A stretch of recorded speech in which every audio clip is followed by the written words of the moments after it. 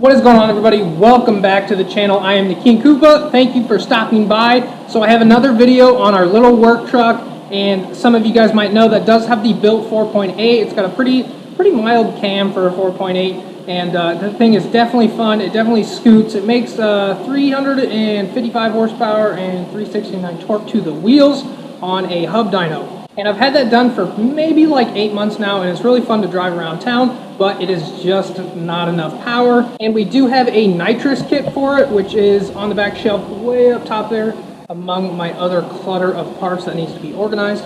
So I plan on doing like 100 shot of nitrous on it, but the big thing with that is I hate wiring. I really hate wiring, so it hasn't been put on yet. So I also decided that we still need even more power, so I found an LQ9 6.0 motor out of a scrap yard. So that'll be going from a 296 cubic inch 4.8 to a 364 cubic inch 6.0 motor. So I'm super stoked about that, so let's check it out.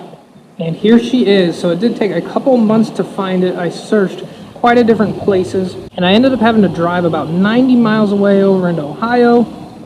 She is a little dirty, but this came out of a Cadillac Escalade. Has about 160,000 miles on her, but should definitely be a good donor motor to be putting in the little black truck. I'm actually really happy for it because they never put the LQ9 in the single cab short beds. You can primarily find them in Cadillac Escalades and some of the 2500s, I believe, or the GMC Denali 1500s. I'm sure somebody will correct me in the comments about that, but the main difference between the LQ4 and the LQ9, the LQ4 had dished pistons, while the LQ9 had flat top pistons, which decreased the combustion chamber, which in turn increased the compression for more power. So I believe that is the Vortec Max motor. Also came in the SS trucks. So she does look pretty rough right now, but we're going to be putting her on the stand. We're going to be tearing her all the way down. We're going to be sending the block off to get it home. We're going to get new bearings put in, and we're going to get new rings put in and get those rings gapped for about a 200 shot of nitrous. So since we're going not really full out, but kind of full out on this motor, we are going to be gapping the rings for even a bigger shot of nitrous. So I'm hoping for maybe like 40 to 50 extra horsepower just on the bottom end swap alone. I'm just guessing roughly with the 200 shot of nitrous on top of that. I'm really hoping for somewhere around like high fives horsepower to the wheel, so I'm not exactly sure yet, but we can only hope. One cool thing about it is I'm not going to be doing a in-depth tune to where we retard the timing permanently. We're going to be using a Lingenfelter delay box so that it will pull timing only when the nitrous master switch is activated, and a double on top of that is it also acts as a two-step box. So we should be able to two-step 4x4 launch it, and as soon as two-step is deactivated, it'll swap on the relay and nitrous will be activated right out of the hole, so she should be super quick. So we actually picked us up two motor stands. This first one on the left here is mine. That's a 1-ton heavy duty, picked it up from Harbor Freight, and the favorite thing about it is that it's foldable. And this one over here was my dad's, picked it up, so just temporarily borrowing it. But we're going to be throwing the 6.0 motor on this stand and tearing it all the way down, taking the block and then sending it off. And once the block has come back and reassembled with the crank and the piston rings, we are going to be pulling the motor out of the black truck, put it on this stand, and that way we can swap everything over right there. Don't have to be bending over in the truck and anything like that. So realistically, all we're going to be using is the block piston rods and crank out of this setup. Everything else we're not going to be using because we already have all the performance parts currently on the truck, which is the milled 243 heads, the big cam. I'm not sure if I want to go any bigger or not. Trailblazer SS intake manifold with a 90mm throttle body, all the goodies, long tube headers, catless white pipe are going on the 6.0 block. But a downside to running more power in nitrous, my tranny is currently built, but it's only rated for like 600 foot-pounds of torque and horsepower, and that's not going to be enough, and I really don't want to destroy that tranny. So my tranny guy at the shop said if I drop it off to him for 800 bucks, he will beef it up, and supposedly this 4L60E will be able to handle anywhere from 900 to 1,000 horsepower.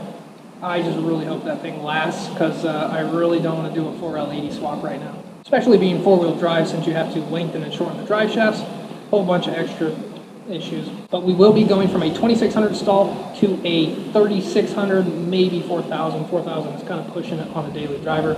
So probably a 3600 stall, which will definitely help it out. We could go to 410 gears. It's got 373 in it right now, but I really don't want to do that because that's going to kill my highway gas mileage, which I did figure out. I get about 15 miles to the gallon on the highway and about 13 averaged out highway city. I'm not exactly sure what it is just city yet, since I do have a base model truck, so I don't have all the fancy dash options.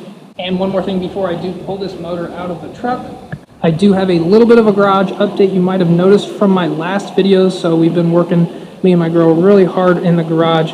We got it all plastered, got it sanded, and we even trimmed it. So we did some like hillbilly trim. Instead of buying the nice stuff from the store that'll get damaged easily, we went with a 2x4, and then we went with some angled corner trim on top of that. We did do some corner trim, and we even did crown molding up in here. So the heater looks nice. This thing's been looking fancy up in here. Corner trim in there. And this did have an ugly, gnarly gap between the pegboard and the drywall, so we put some trim there even. Put some trim on the back corner of the bench, just because, why not? So that's all crown molding. And this is actually my favorite corner over here. We have our air hose reel going to be mounted up top. Got the custom painted saw blades right there. She'd be looking fancy. So big shout out to my girl. She definitely helped out a lot. I still got to hang my other 2 LED strips here and get rid of that old bulb socket. I'm super stoked. And if you were wondering what it looked like before, here's the before photo.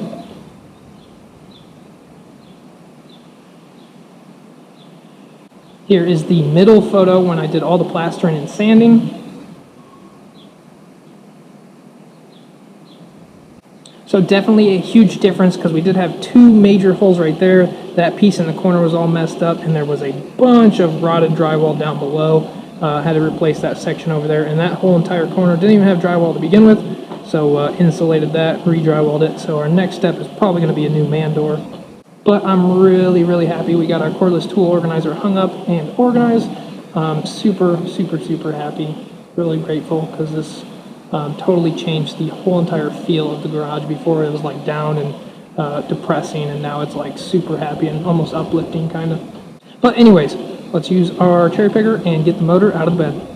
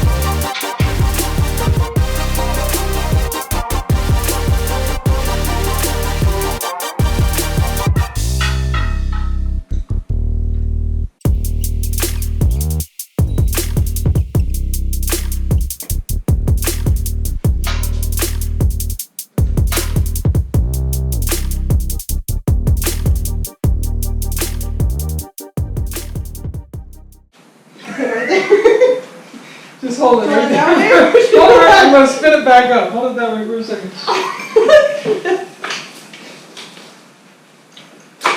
Okay. It's hooked. It's hooked. I don't need it. It's Right. There.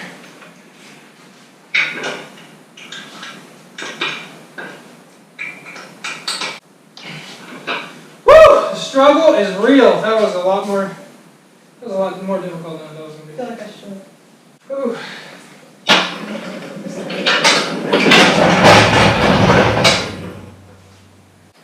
Do you want to pin it? Well, she's on there, so don't gotta go to the gym today. That was a little bit more of a struggle than I thought it was going to be. So I'm going to start tearing this apart, and I believe this week we should be picking up our quadristeer bed because my painter said he's ready Saturday, which is a couple days from now. So I better find a quadristeer bed really soon. But let me know in the comments if you want me to do a video on just the motor tear down and then another video on building the motor, or if you want me to go super detailed, or if you just want me to do a brief coverage. Let me know in the comments what you guys think. If you want me to go super in depth like some of my other videos where I should tell you the torque spec and tear all the bolts apart and stuff. Some people kind of find that a little boring, but it is very helpful. So it's kind of like, it's a hit or miss for those how-to videos. So just let me know what you guys want me to do with this. That's about everything we're going to cover in this video for now, guys. I hope you're having a great day. Next week's video, I believe I'm going to be doing a little quick how-to on showing you guys how to do this 6 high mod, where you can have your low beams, high beams, and the fog lights on all at the same time.